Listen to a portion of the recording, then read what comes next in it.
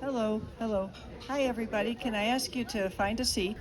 Because we're gonna cheat slightly and start a little early. We said speeches, very short speeches at 5:30. So I'm just got to look around and find my speaking people. There's that one. Dewey, where are you? Yay. Okay, we got two. Everybody, I see Sid. Yeah. Okay, I gotcha. I gotcha. All right. I'm Meredith Taylor. So great to see you guys. It's wonderful. Bill would be amazed. He would he would be making grouchy noises too, but that's Bill. When I asked him about plans, those kinds of plans, one thing he said, we actually managed to have this discussion twice, which for Bill and me was astonishing. And one thing he said very clearly, he said, I do not want a memorial service. Okay. And I thought, why would you think we would have one? We don't do that, but never mind. So I said, okay. I felt that he was envisioning rows of chairs, people droning on. Oh, God. So, all right, no. The second time we had the discussion, he said, I do not want a memorial service. I said, how about a party? And before he could answer, I said, you can't stop me. And he laughed, and I thought, that's good enough for me. We can do that. We're going to go Bill's life in review, more or less. You've had a chance to see some of the photographs, including Bill looking pretty skeptical about this infant sister in arms. So I'm going to start off with family story. I've always felt that Bill was a pretty challenging person to have as your life partner, be it a spouse or a girlfriend. Many of you have met these nice ladies. You know what I mean. He was a terrific brother. As a brother, he was excellent. And one of my earliest stories is when I was probably about 5, and then he would have been about 8, and I couldn't read. And I was dying to read. I thought it was so cool. And Bill would read the Sunday funny papers to me, doing different voices for different characters. I mean, what a great brother, huh? And of course, that even made me want to read more. That was terrific. I will tell you a little bit from the other side. Of course, we tried to beat each other up a lot, which didn't work well. Eventually, it was hopeless because he was much stronger than I was. I knew it was going to happen. I was very annoyed, but there you go. But the earlier story, which had to be told to me, was when my mother was expecting me. They told him that, I'm not sure when the Meredith name got identified, but they had decided that if the baby was a boy, he would be named after my grandfather, whose name was Thomas Taylor, though he didn't go by that. And after I was home for a while, apparently Bill said, where's Tom? So, can't have everything. Okay, so progressing, we're going to have Mike Caveney talking about magic, Dewey Swafford talking about early life as a friend, Sid Dutton talking about Bill's life and visual effects, and David Walter talking clocks. So without further ado, here's Mike. Thank you, Meredith, and thank everybody for coming. I may be, out of all of you, the guy that knew Bill the longest. I can't prove it. Not me. Outside of Meredith, that's true. I never sat on your lap, but there's still time. But in the early 1960s, I rode my bicycle to the magic shop in Alhambra, California, and I went in for the first time, and who was behind the counter but Bill Taylor? And we were friends ever since. I assisted him in his magic shows, and he was a great, great friend. Now, there's a few magicians here today. I'm not talking to you. I'm talking to all you movie people. Because all you movie guys, you know Bill, and you know Sid, and Illusion Arts, and you know that they made their mark on the movie business, and that's all well and good. And yes, we hold a few boxes of books out of this house on special effects and movies. But we hold 3 truckloads of magic books and magazines and magic tricks out of this house. Bill was the epitome of a magic hobbyist. By that I mean an amateur magician. And by that I mean he loved magic. He was not interested in making money out of magic. He simply loved the art of magic. In the process of cleaning out so much stuff from this house, there was a bookshelf filled with magic books. There were rooms filled with magic books. One shelf in particular, and I thought, well, this is funny that all these books are on this shelf. There's close-up magic books and stage magic books, and I wonder why these are here. And then I realized why. Bill Taylor took the photographs that appear in all of these magic books. And I know that because 4 of those books are books that I published, and Bill took the photos in all of them. He did it simply because he wanted the product to be the best it could be. And Bill knew that he was a good photographer, and he said, let me help you with this book. And he always did, and the photos were always beautiful. And for that, I will be, and the magic world will be forever grateful. How did they know? Perfect timing. A good friend of mine, a magician named Gary Plants, published a booklet on a secret card move called the Zero Shuffle. You've never heard of it. There's no reason why you would. But it's a way to shuffle cards and none of the cards get mixed up. It's very difficult to do, and Gary published a booklet in how to do that. Bill bought that booklet, and it was difficult to learn from the printed word. Bill met Gary and said, you should make a DVD on how to do this Zero Shuffle, and I will film it for you. And Gary said, what? What do we mean? Come to LA, come to Illusion Arts, I'll set up the studio, I'll set up all the lights, I'll video it, I'll edit it, and now you have a DVD and people can actually learn this move. Gary came out, Bill filmed the whole thing. Gary ended up with this amazing product that he sells to this day. And all Bill got was 1 copy of the DVD to learn that move. And he was thrilled to have done that. I can't say that I ever saw Bill do the Zero Shuffle, but all of the rest of us were able to learn that move because Bill produced this DVD. So all of that just goes to show that I know he made a big impact on the movie business. He made an equally big impact on the magic world. And for that, we will all be very thankful.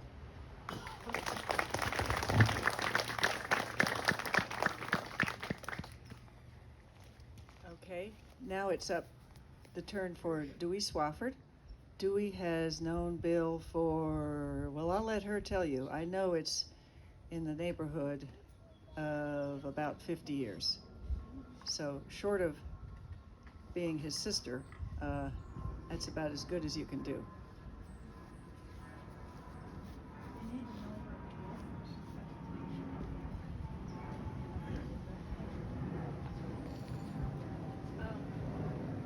I'm so nervous that I brought some props. I think it might be more than 50 years, but who's counting at this point? Bill, yeah, I've known him a long time. So I have 3 things I want to tell you about Bill. When Bill took a turn for the worse in June, and Joseph and Meredith and I were in the hospital with Bill. He was in a semi-coma. And there was a time when I was in the room alone with Bill. And he was not communicating at all. And his eyes were closed and he was sleeping peacefully. But no one could rouse him. So I thought, okay, Bill, hi, it's me. Do you think you could explain the sodium vapor system to me again? Swear to God. And he opened his eyes and he turned toward me and he said, it's really very simple, Dewey.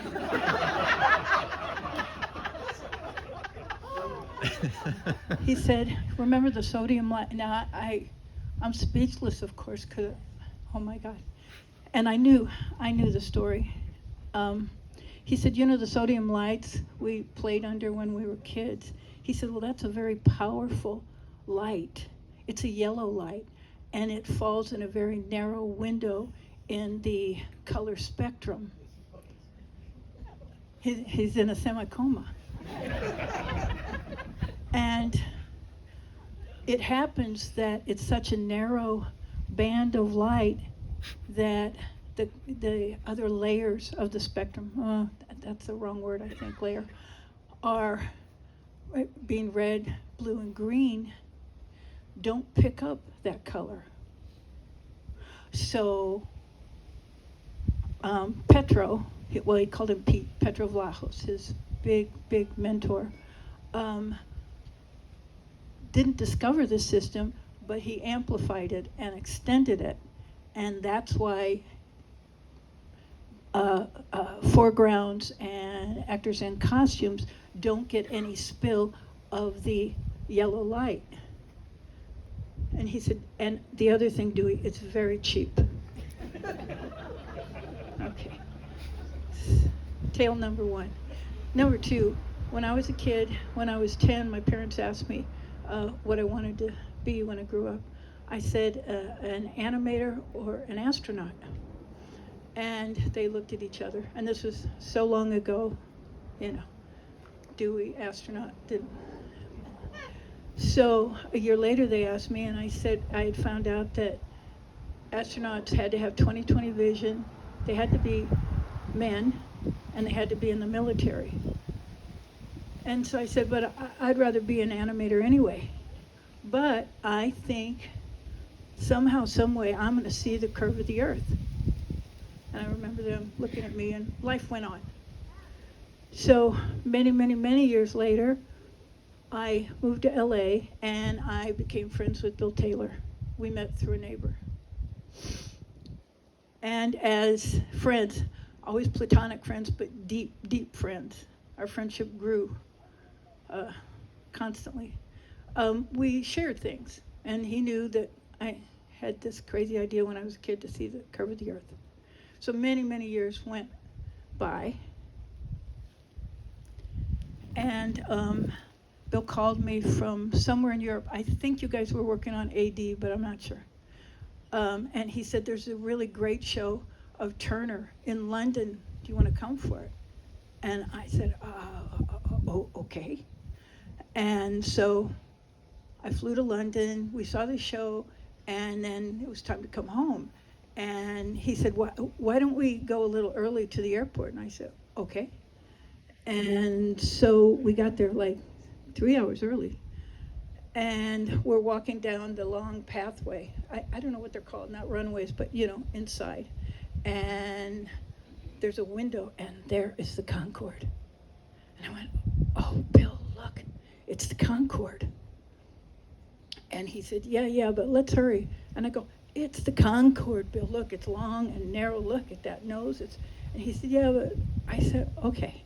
So we go to the far end, you know, where it just is a dead end. And one arrow says the Concorde, and the other says all gates this way. So I start to turn to all gates. And he said, let's go this way. Now, Bill and I are always pretty dreamy, and we got lost a lot. And I thought, well, I know that's wrong, but we got time. We got 3 hours here. So we turned to the left, and there's this huge cathedral-high door that says Concorde. And Bill opens the door, and I said, and he goes up to the counter, and he hands her the tickets. And he had given me a surprise trip on the Concorde. So I was speechless. And so we get in, and the flight begins. And I knew a lot about the Concorde. I knew that it went halfway into deep space, 10 miles, and that Mach 1 and Mach 2. But that's about all I knew. And I'm sitting there, and the only argument I think we ever had was I wanted him to get the window seat. He just refused. So I got the window seat. And at some point, After we reached Mach 2, he very quietly said to the stewardess, I did some special effects on the Concorde, and I was wondering if we could go into the cockpit. And I looked at him, and she said, I'll ask the pilot. So she came back and she said, yes, it's okay. So, we get up, and it's a very narrow. Many of you have probably been on the Concorde. It's very narrow. And so we walk in there, and then I started to cry because there was the curve of the earth right in front of me. And I was thinking, oh, I wish my parents were here. They could, they could see this. And then I looked at Bill, and Bill had tears in his eyes, and he said, see, Dewey, you did get to see the curve of the earth. Yeah, that's something. Okay, my last little story. I was afraid of having a tooth pulled. A friend of mine said, oh, Dewey, there's nothing to be afraid of. I go, I know, I'm just afraid. And she gave me an Ativan. And she said, take this an hour before and you won't feel anything. It'll be smooth. I'd never had an Ativan. And she said, here, take 2. So, I know. Okay, so I very judiciously took one Ativan in the car on the way, and then we sat there a while, and in the waiting room, and then they called me, and I popped in, not 2, I just took a half. Okay. So I went in, and, the dentist pulled a tooth, and he made a huge mistake. He passed a tooth with these 4 brutes in front of my eyes. I'm assuming over to the nurse, and he said, Dewey, I'm sorry, but I think we're going to have to do a root canal on this other tooth. And I went, oh, okay. So I was fine, whatever.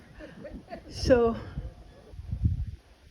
they do the stitches and patch me up, and I go out into the waiting room, and there are all these plastic chairs, and all of them have these spindly little legs. And Bill popped up out of one of them and came over. He said, how are you? And I go, I'm fine, but why are all these root canals out here? And he said, let's go. So I said, okay. So I started to go down the stairs. He goes, let's take the elevator. So I go, okay. So we go down, and he got me on over to the curb, and he said, don't move. Don't do anything. I'll be back in 30 seconds with the car. Don't talk to anybody. Don't move. And I go, okay.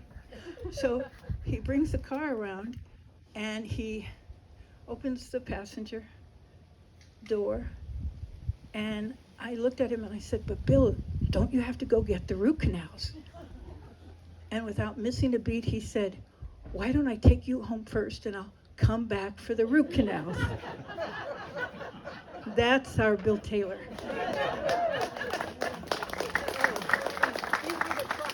These were the props. The only thing I stole from the Concorde was the instruction kit. And this was to remind me of the sodium vapor system. And swear to God, these are 2 of the teeth that got pulled.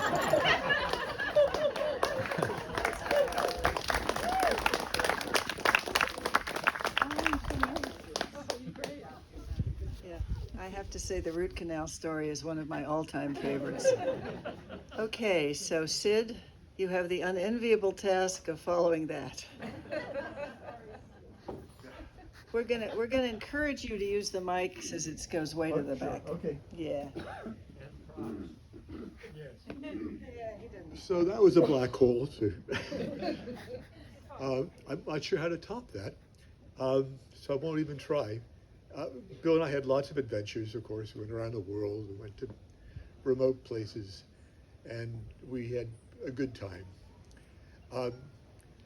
But being here in this backyard reminds me of something of Bill. Bill could get very involved in things, And one of the things he got involved with was this backyard.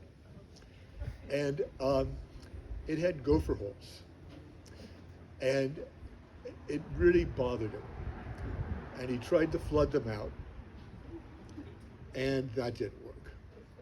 And I said, well, how about poison? He said, no, I can't do that. I can't do poison. And then he found a device that he put around all the gopher holes that pounded on the earth. It was supposed to make them so uncomfortable that they would go somewhere else. And that didn't work. And then he had the idea of getting gopher snakes. Now it's illegal to buy gopher snakes, but he managed to do it. So if you're around the bushes, and so I don't know what happened to the gopher snakes, but the gophers obviously are gone. And I guess that's my best Bill Taylor story. I have others, I have hundreds, you could listen to them. But that's Meredith? You want any more stories? Okay. 26 years? Oh yeah, we worked together. Our business was 26 years. We worked together with Al Whitlock for 10 years. And then we, when I went to work for another company after we closed Illusion Arts, and Bill was a supervisor on one of the movies that I worked on. He was a great supervisor, and it was an easy job. Good.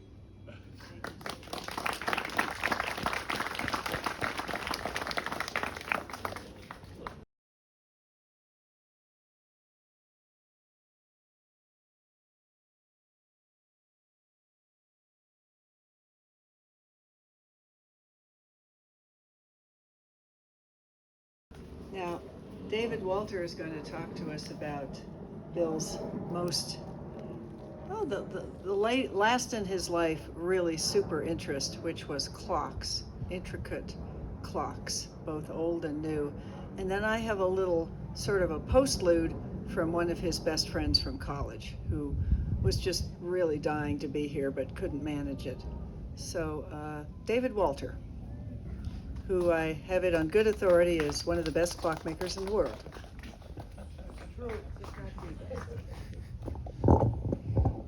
No, thank you for coming for Bill.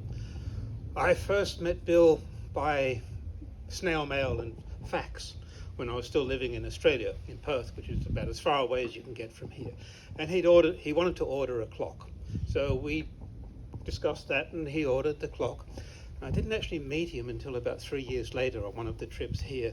And from that time on, we became like fast and firm friends. We did many things together, talked about clocks no end, didn't talk very much about movies, but he always had a magic trick to entertain us. And Bill was also a member of Chapter 56, which is a local Los Angeles clock chapter. And he was a long time and devoted member to it, attended pretty much every meeting he could, except when maybe he was away on location. And he always, at every meeting, had a magic trick, which was always entertain everyone.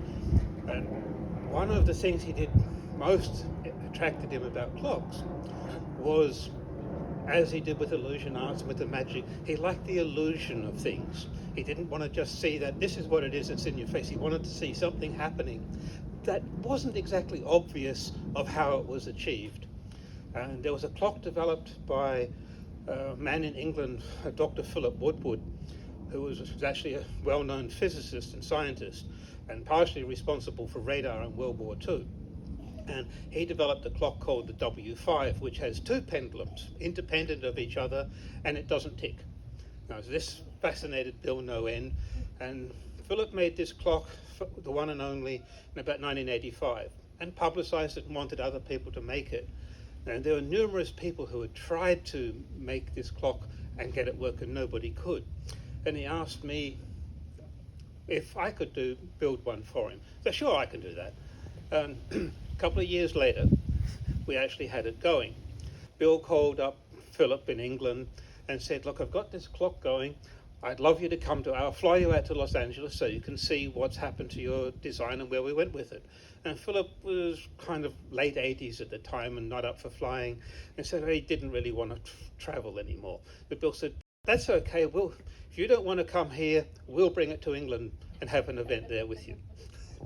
Okay, and I remember he called me up on something like the 28th of December and said, can you be in England on the 26th of January with the clock? Really? Yeah. And at the same time, what he had done, because Philip Woodward's writings in the horological world, very important. And there were separate articles, something like 67 articles he'd written. And Bill just felt that they should be amalgamated into a book, which was called Woodward on Time. So he decided to have a book launch at the same time as we took the clock to England. And Bill was such that he paid for the book to be collated, printed, assembled. He paid for the special event that was held at the British Horological Institute in Nottinghamshire. And when it was finished, he donated all the proceeds of the sales of the book to the BHI for education purposes. It was really special in that way. Now, I would like to say Bill is one of the nicest, friendliest gentlemen I've ever had the benefit of being able to call my friend. Thank you.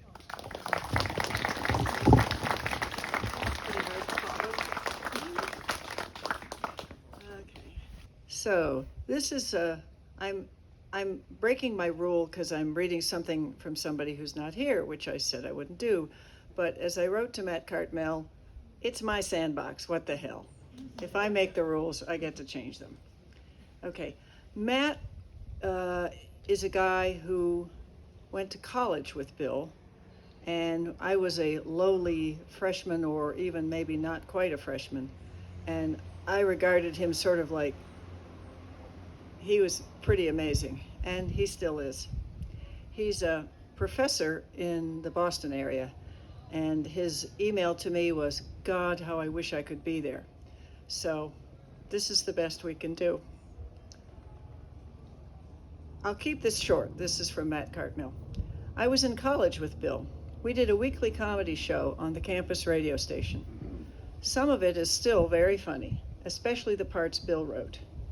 We hit it off and remained lifelong friends, though I was a very different sort of person from Bill.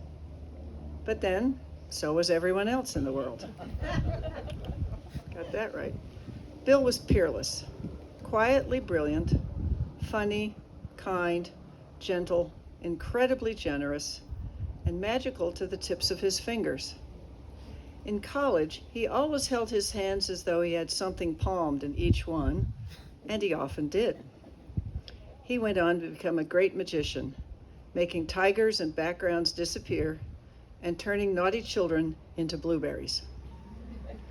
And now he has disappeared himself. And the world is a sadder and drabber place. But his magic lives on in the wonderful things he made. We were all hugely enriched and a bit dazzled by having Bill as our friend and relative. Good luck. Thanks a million. Thank you, Matt. And thanks a billion for letting me contribute.